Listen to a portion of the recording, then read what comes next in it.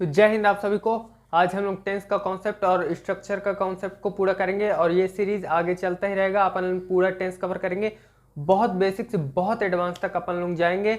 बहुत ज़्यादा अपन example solve करेंगे जिनसे कि अपने को टेंस पूरी तरह से क्लियर हो सके। और पूरे ये टेंस का सीरीज खत्म होने के बाद अपन लोग कुछ ऐसे सेंटेंस को सॉल्व करेंगे जिनसे कि अपना टेंस बिल्कुल पूरी तरह से क्लियर हो जाए। तो आप लोग यदि अपने टेंस को पूरी तरह से कंप्लीट करना चाहते हैं तो हमारे वीडियो के साथ बने रहेगा। स्टार्ट करते हैं। अपन बहुत डीप में जाके चीज़ों को सीखेंगे तो ध्यान से एक एक पार्ट को समझते जाएगा।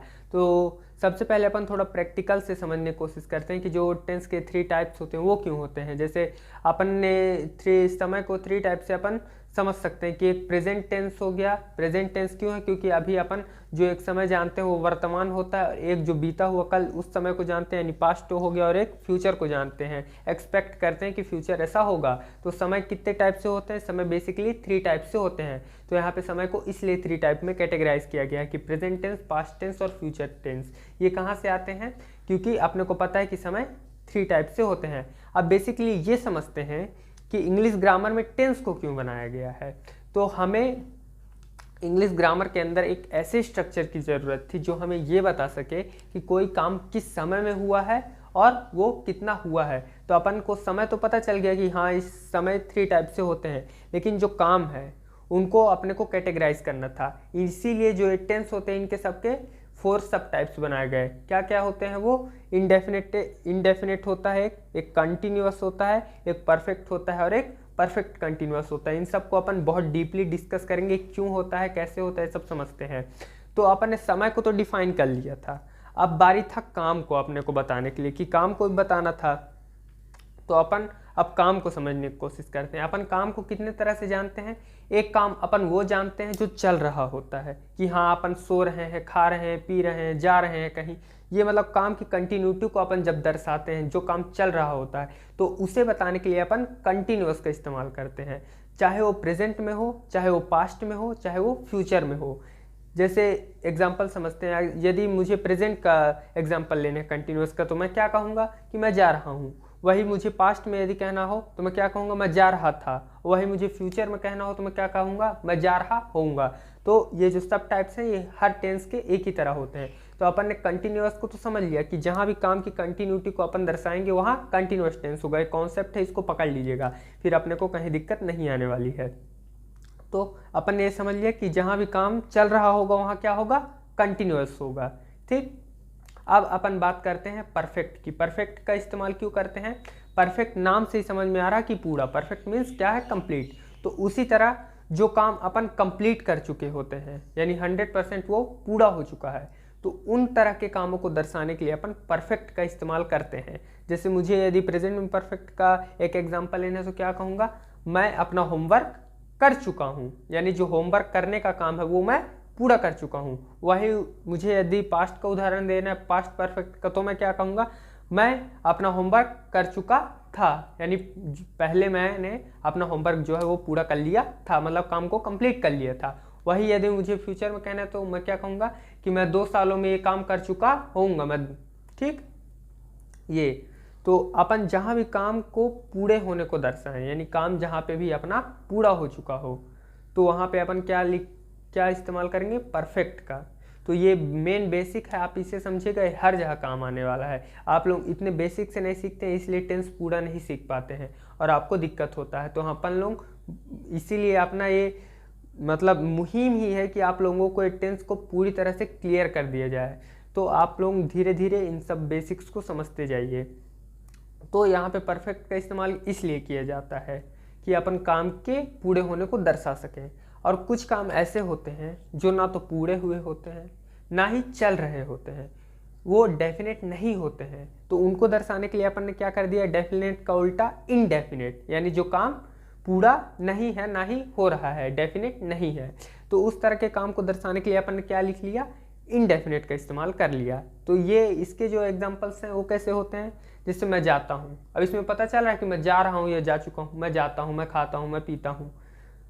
ठीक, तो इस तरह के जो सेंटेंसेस होते हैं इनको इनडेफिनेट में डिफाइन किया गया। उसी तरह पास्ट में यदि मुझे इनडेफिनेट का एग्जांपल लेना तो मैं गया, मैं खाया, मैं पिया। ठीक, इस तरह से। और फ्यूचर में लेना है तो मैं गया, होऊंगा, मैं जाऊंगा, मैं खाऊंगा, इस तरह से। ठीक, ना तो काम पूरा होने को यहाँ समझ में आता है, ना ही काम चल रहा है ये समझ में आता है। तो जो इस तरह के सेंटेंस है उन्हें हम इंडेफिनेट में डिफाइन करते हैं। इसका एक और टाइप होता है, वो होता है परफेक्ट कंटिन्यूअस। ये मेजर इसलिए इसे बनाया गया है क्योंकि जब अपन किसी काम को बताते हैं तो उसके साथ अपन एक पर्टिकुलर टाइम इसमें बता देते हैं कि हाँ ये काम 2 घंटे से चल रहा है, 2 दिन से चल रहा है, 2 महीने से चल रहा है। तो जो अपना जो टाइम का क्राइटेरिया है उसे बताने के लिए अपन इसका इस्तेमाल करते हैं। अपन एक एक टेंस को बेसिकली बहुत डीप में जाके समझेंगे, तो आप अभी ऊपर ऊपर का इतना समझ लीजिए और जिसे जो हमने समझा है उसको थोड़ा सा समराइज करते हैं। तो अपन ने क्या समझा है कि टेंस के 3 टाइप्स होते हैं। पहला क्या होता है प्रेजेंट, दूसरा क्या होता है पास्ट, और तीसरा क्या होता है फ्यूचर।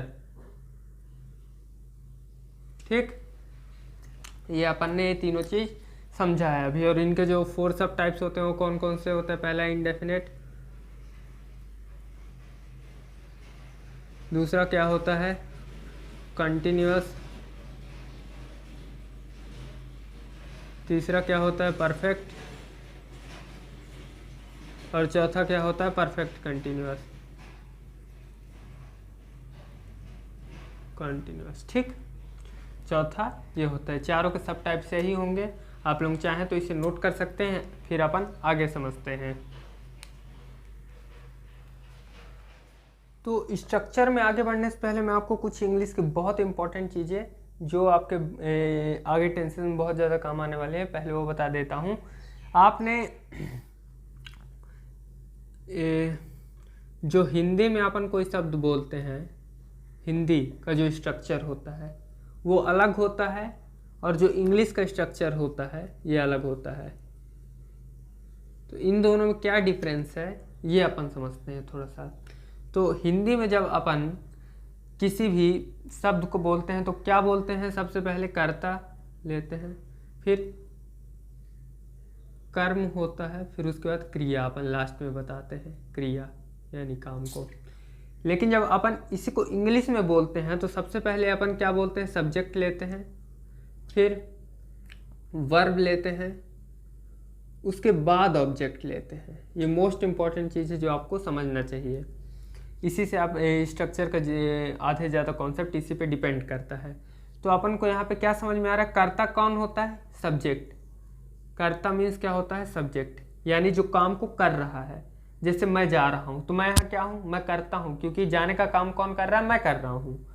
वही जो कर्म होता है, कर्म यहाँ क्या कर रहा हूँ मैं, जैसे मुझे बोलना मैं स्कूल जाता हूँ, तो यहाँ जो ये स्कूल है ये कर्म है यानी ऑब्जेक्ट है। ठीक, ये ऑब्जेक्ट है। स्कूल जो है, यहाँ मैं स्कूल जाता हूँ, मैं स्कूल क्या है, ऑब्जेक्ट है यानी कर्म है। और क्रिया क्या है, काम क्या हो रहा है, जाने का हो रहा है। तो जाने को क्या बोलते हैं, वर्ब बोलते हैं, वर्ब यानी क्रिया। ठीक, तो अपने को यहाँ ये समझ में आ रहा है कि जब अपन हिंदी का कोई भी सेंटेंस बोलते हैं तो अपन कर्ता के बाद कर्म के बाद लास्ट में काम को बताते हैं। लेकिन जब इंग्लिश में बोलते हैं तो अपन पहले काम को बताते हैं, फिर लास्ट में ऑब्जेक्ट को बताते हैं। ये मोस्ट इंपॉर्टेंट चीज़ है। आप कभी भी इंग्लिश बोलेंगे तो आपको ये काम आएगा, और स्ट्रक्चर के कॉन्सेप्ट में तो आपको काम आएगा ही। तो ये आप चाहे तो नोट कर सकते हैं, फिर अपन आगे बढ़ते हैं। और स्ट्रक्चर में और आगे बढ़ने से पहले मैं आपको ये बता देता हूँ कि प्रेजेंट टेंस, पास्ट टेंस और फ्यूचर टेंस का जो हेल्पिंग वर्ब है वो कौन कौन से होते हैं। क्योंकि अपन ने हिंदी में तो ये समझ लिया कि हाँ काम को इस तरह से पहचान लेंगे, कोई जा रहा है, कोई काम की कंटिन्यूटी को दर्शा रहा है, तो हाँ अपन समझ जाएंगे। काम को अपन हिंदी में समझा है, लेकिन इंग्लिश में पहचान करने के लिए अब अपन इंग्लिश में कैसे पहचानेंगे कि ये काम चल रहा है, कि हो चुका है, कि हो रहा है, ये कैसे समझेंगे अपन। तो इसके लिए ही स्ट्रक्चर हेल्पिंग वर्ब का इस्तेमाल होता है। इनमें जो सेंटेंसेस होते हैं, जो स्ट्रक्चर होता है, इनमें हेल्पिंग वर्ब का इस्तेमाल करते हैं। तो हेल्पिंग वर्ब प्रेजेंट के अलग होते हैं, पास्ट के अलग होते हैं, और फ्यूचर के अलग होते हैं। कौन कौन से होते हैं ये थोड़ा सा मैं बता देता हूँ। ये हमेशा है, हमेशा ही ये काम आएंगे। तो प्रेजेंट में क्या लगता है, डू डज लगता है। पास्ट में क्या लगता है, सिर्फ डिड लगता है। ठीक, ये अभी कहाँ लगता है ये सब अपन डिस्कस नहीं कर रहे हैं, अपन ऊपर ऊपर समझ रहे हैं, अपन अभी इनके डेप्थ में जाएंगे। लेकिन आप यहाँ से इस तरह से नोट करते हुए चलिए तो आपको बहुत ईजी पड़ेगा। जिस हिसाब से अपन जिस सीक्वेंस में पढ़ रहे हैं उसमें आपको बहुत ईजी पड़ेगा ये। फिर और फ्यूचर में क्या लेते हैं अपन, फ्यूचर की बात बाद में करते हैं, पहले अपन इन दोनों को समझते हैं। ठीक, तो डू डज और इसमें डिड लेते हैं। फिर और इसमें क्या हेल्पिंग वर्ब इस्तेमाल होता है, इज एम आर। वही अपन पास्ट में क्या इस्तेमाल करते हैं, वाज वर। ठीक, वाज वर। तीसरा कौन सा होता है, तीसरा होता है हैज है, तो इसमें सिर्फ हैड। ठीक, इसमें अपन हैज हैव इस्तेमाल करते हैं तो इसमें सिर्फ हैड इस्तेमाल करते हैं। चौथा क्या होता है, हैज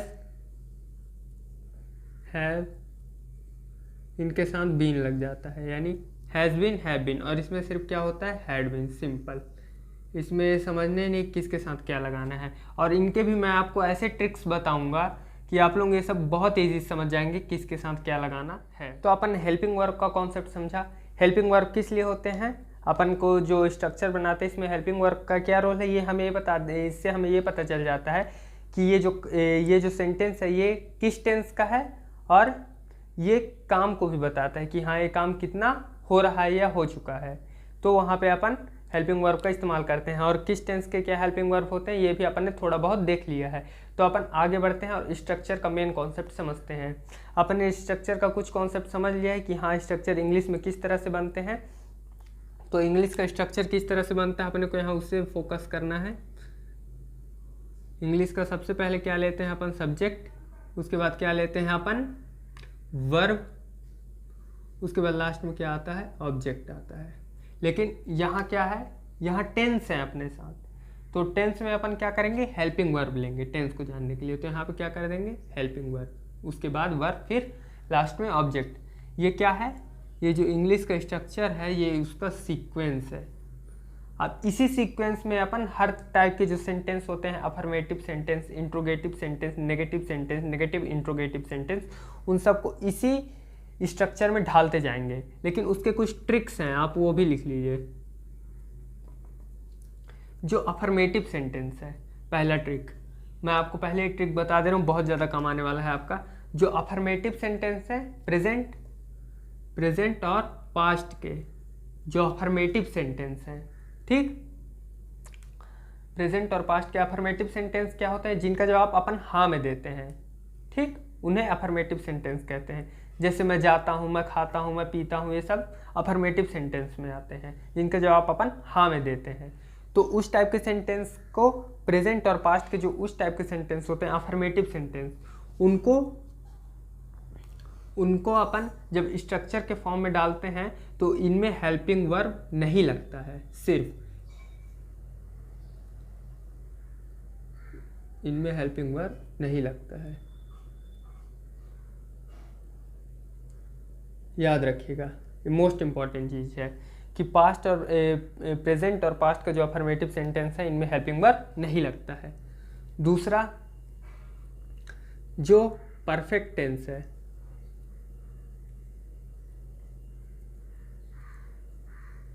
इसमें हमेशा मेन वर्ब का थर्ड फॉर्म लगता है, मुख्य क्रिया का तीसरा फॉर्म जो वर्ब होता है इसका थर्ड फॉर्म लगता है, ठीक। काम क्या होते हैं, जाना, आना, खाना, पीना, वो सबको अपन वर्ब कहते हैं, यानी क्रिया, जो काम अपन कर रहे होते हैं या कर चुके होते हैं। कुछ भी जो काम होता है मेन, उसको अपन वर्ब बोलते हैं। तो वहाँ पे क्या लिखते हैं अपन, मेन वर्ब का हमेशा थर्ड फॉर्म लेते हैं, किसमें, परफेक्ट टेंस में, चाहे वो प्रेजेंट का हो, पास्ट का हो या फ्यूचर का हो, ठीक। एक और मैं आपको बता देता हूँ, ये भी बहुत ज़्यादा काम आएगा, आप कंफ्यूज नहीं होंगे जैसे कंफ्यूज होते हैं लोग, कि हमेशा याद रखिएगा कि सब्जेक्ट के बाद ही नॉट लगता है। मेजर टाइम ऐसा होता है कि सब्जेक्ट के बाद ही नॉट लगता है स्ट्रक्चर में, ठीक। ये भी याद रखिएगा क्योंकि ये काम आता है, मैं आपको बताऊंगा कहाँ काम आ रहा है। मेजर टाइम ये देखा गया कि सब्जेक्ट के बाद ही नॉट लगता है, ठीक। और कुछ ट्रिक्स हैं, जैसे कि जो पास्ट टेंस है, जो पास्ट का इनडेफिनेट टेंस होता है, इनडेफिनेट टेंस, इसी में, सिर्फ इसी में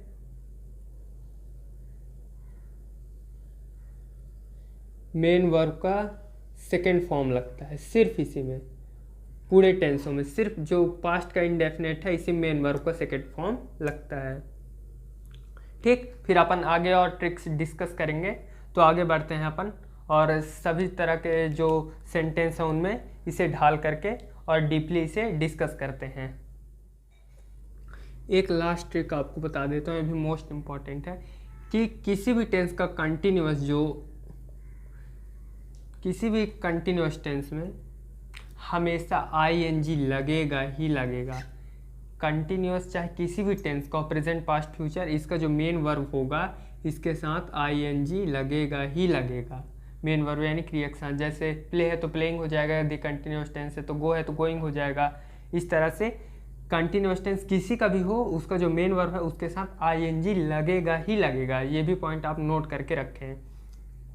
फिर अपन ये समझते हैं कि अफर्मेटिव सेंटेंस, जो अफर्मेटिव सेंटेंस होते हैं इनके स्ट्रक्चर कैसे होते हैं, जिनका जवाब अपन हाँ में देते हैं। तो सिंपल उसी तरह होता है, सब्जेक्ट आता है, फिर हेल्पिंग वर्ब आता है, फिर मेन वर्ब आ जाता है, मेन वर्ब, फिर लास्ट में ऑब्जेक्ट आ जाता है। सिंपल, ये अफर्मेटिव सेंटेंस का, इसे नोट करते रहिए आप। ये हर जितने भी आप सेंटेंस बनाएंगे अफर्मेटिव, उसमें यही स्ट्रक्चर फॉलो होगा, चाहे वो प्रेजेंट का हो, पास्ट का हो, फ्यूचर हो। हेल्पिंग वर्ब टेंस के हिसाब से डिस्कस होता है और जो मेन वर्ब है ये भी टेंस के हिसाब से अपने को पता चलता है। वो अपन आगे बढ़ते हुए डिस्कस करेंगे। पहले आप दूसरा क्या होता है, नेगेटिव सेंटेंस, नकारात्मक वाक्य, जिनका जवाब अपन ना ही में भरते हैं, जिनको अपन नाम शब्द का इस्तेमाल करके बोलते हैं। मैं नहीं जाता हूँ, मैं नहीं खाता हूँ, मैं नहीं पीता हूँ, मतलब नकारात्मक सेंटेंस, इनको अपन ना में बोलते हैं। तो इसमें सबसे पहले क्या आ जाएगा, सब्जेक्ट आ जाएगा, सब्जेक्ट के बाद हेल्पिंग वर्ब आ जाएगा, फिर नॉट आ जाएगा।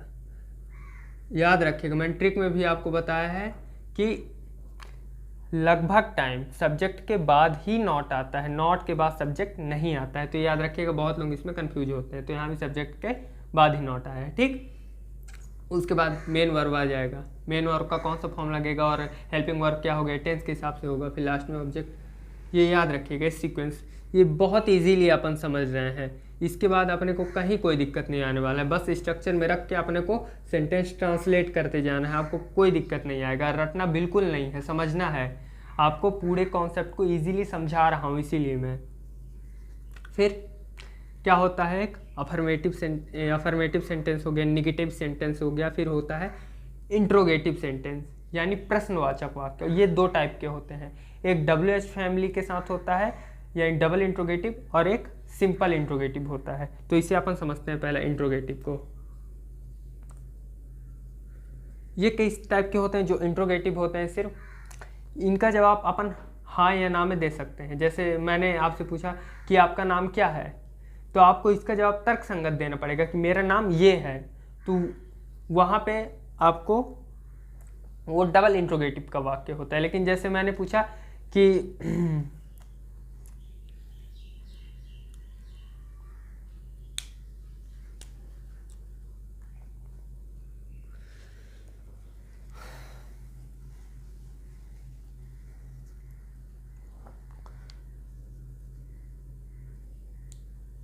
तो तीसरा अपन को क्या देखना है, इंट्रोगेटिव सेंटेंस। ये कैसे सेंटेंस होते हैं, इंट्रोगेटिव सेंटेंस मतलब होता है प्रश्नवाचक वाक्य, मतलब जिसमें अपन क्वेश्चन करते हैं किसी से। और ये दो टाइप के होते हैं, एक ऐसे क्वेश्चन होते हैं जिनका जवाब हाँ या ना में दिया जा सकता है, और एक ऐसे क्वेश्चंस होते हैं जिनका जवाब उसे तर्कसंगत पूरा आपको एक्सप्लेन करके देना पड़ता है। उसे डबल इंट्रोगेटिव कहते हैं और इंट्रोगेटिव। तो पहले अपन इंट्रोगेटिव को समझते हैं, फिर डबल इंट्रोगेटिव पे जाएंगे। तो इंट्रोगेटिव कैसे सेंटेंस होते हैं जिनका जवाब हाँ या ना में दिया जा सकता है। जैसे एग्जाम्पल लेते हैं कि आप खाना खाते हो, आप इसका जवाब क्या दोगे, हाँ या ना ही दोगे। क्या आप स्कूल जाते हो, इसका जवाब क्या दोगे, आप हाँ या ना में ही दोगे। तो इस तरह के सेंटेंस अपन इंट्रोगेटिव सेंटेंस में बोलते हैं। याद रखिएगा, ये सब बहुत इंपॉर्टेंट चीज़ है, मेन बेसिक है। तो इसमें थोड़ा सा चेंज होता है। इसमें क्या करते हैं अपन, हेल्पिंग वर्ब पहले ले आते हैं, उसके बाद सब्जेक्ट आता है, उसके बाद मेन वर्ब आता है, लास्ट में ऑब्जेक्ट आता है। बस इसको हेल्पिंग वर्ब को पहले कर देते हैं। कोई दिक्कत नहीं है, आगे बढ़ सकते हैं। बिल्कुल। अब डबल इंट्रोगेटिव, डबल जो है इंट्रोगेटिव, ये कैसे होते हैं? जो डबल इंट्रोगेटिव होता है ये कैसे वाक्य हैं? तो अब मैंने आपको बताया है कि ये उस तरह के वाक्य होते हैं जिनका जवाब अपने को तर्क संगत देना पड़ता है, यानी पूरा अपने को एक्सप्लेन करना पड़ता है। जैसे मैंने पूछा आपका नाम क्या है, तो आप क्या बताओगे? हाँ या ना है मेरा नाम, कि आप बताओगे कि मेरा नाम ये है, आपने पूरा आंसर देना पड़ेगा वहाँ। तो इस टाइप के सेंटेंस जिनका जवाब अपने को पूरा देना पड़ता है उसे डबल इंट्रोगेटिव कहते हैं। तो इसका स्ट्रक्चर कैसा होता है? सेम यही है, स्ट्रक्चर सेम यही है।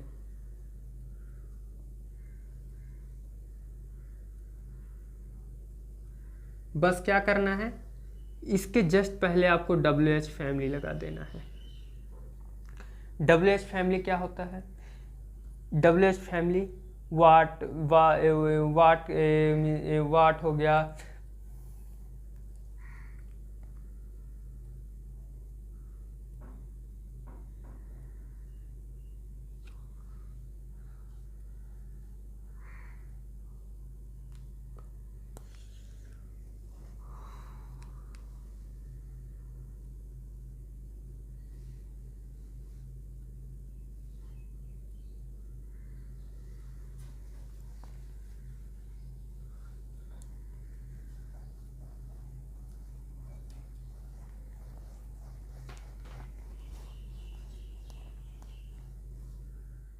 तो अपन WH फैमिली देख लेते हैं कौन कौन से होते हैं। वाट, जैसे वाट, हाउ, नहीं तो मैं इनका आपको PDF दे दूंगा मेरे टेलीग्राम चैनल पे, उसका लिंक आपको डिस्क्रिप्शन में मिल जाएगा। तो इस तरह के जो सेंटेंसेस होते हैं सब WH फैमिली में आते हैं, इसका पूरा मैं आपको PDF दे दूंगा टेलीग्राम चैनल पे। तो इसको रहने देते हैं, अपन आगे बढ़ते हैं, नहीं तो वीडियो बहुत लंबी हो जाएगी। ठीक, तो अपन देख लेते हैं कि अफर्मेटिव सेंटेंस का स्ट्रक्चर अपन ने देख लिया, नेगेटिव सेंटेंस का देख लिया, इंट्रोगेटिव का देख लिया, डबल इंट्रोगेटिव का देख लिया। अब नेगेटिव इंट्रोगेटिव का देख लेते हैं। पांचवा जो होता है नेगेटिव इंट्रोगेटिव, नाम से ही समझ में आ रहा है, जिसमें नकारात्मक प्रश्नवाचक वाक्य हो, जिसमें अपन ना भी बोले और प्रश्नवाचक वाक्य भी हो। जैसे क्या मैं ये नहीं खाता हूँ, क्या मैं वहाँ नहीं जाता हूँ, इस तरह के वाक्य जो प्रश्नवाचक नकारात्मक वाक्य कहलाते हैं। इनका जो स्ट्रक्चर होता है वो कैसे बनता है? सबसे पहले आ जाता है सब्जेक्ट, लेकिन क्या है यहाँ इंट्रोगेटिव है। इंट्रोगेटिव में तो मैंने क्या बताया कि सब्जेक्ट पहले नहीं आता है, पहले क्या आता है? हेल्पिंग वर्ब आता है। तो अपन सबसे पहले क्या लिखेंगे? हेल्पिंग वर्ब लिखेंगे। ठीक, उसके बाद क्या लिखेंगे? उसके बाद अपन लिखेंगे सब्जेक्ट। उसके बाद अपन क्या लिखेंगे? उसके बाद अपन लिखेंगे नॉट। उसके बाद अपन क्या लिखेंगे? Main verb. उसके बाद ऑब्जेक्ट। सिंपल। यही आपको स्ट्रक्चर बनाने में हमेशा दिक्कत होता है, इसलिए आप सेंटेंस ट्रांसलेट नहीं कर पाते हैं। यहाँ आपको बिल्कुल इजी से क्लियर हो गया है। इसी तरह WH फैमिली का भी नेगेटिव इंट्रोगेटिव होता है, यानी WH फैमिली का भी नेगेटिव इंट्रोगेटिव होगा, है ना। ठीक, इसे भी कैसे करेंगे? बस इसके पहले WH फैमिली लगा दो, बाकी सेम यही उतर जाएगा पूरा ऐसे एज इट इज़ सेम। बस WH फैमिली, फिर हेल्पिंग वर्ब, फिर सब्जेक्ट, फिर नॉट, फिर मेन वर्ब, फिर लास्ट में ऑब्जेक्ट। कोई दिक्कत नहीं है, यहाँ तक स्ट्रक्चर का पूरा कॉन्सेप्ट क्लियर है। अपन ने टेंस का कॉन्सेप्ट समझ लिया कि क्यों है, कैसे बना है, क्या क्या है, कितने सब टाइप्स हैं वो सब समझ लिया। अपन ने स्ट्रक्चर का कॉन्सेप्ट समझ लिया पूरा। अब अपने को बस जो टेंस है उनमें रखना है और पूरा सॉल्व करते हुए जाना है, पूरे सेंटेंस को ट्रांसलेट करते हुए जाना है। अपन प्रेजेंट, पास्ट, फ्यूचर टेंस का पूरा कवर करेंगे अपन इसी सीक्वेंस में। तो जय हिंद, बने रहेगा हमारे चैनल को। और वीडियो यदि पसंद आया हो तो कमेंट करके जरूर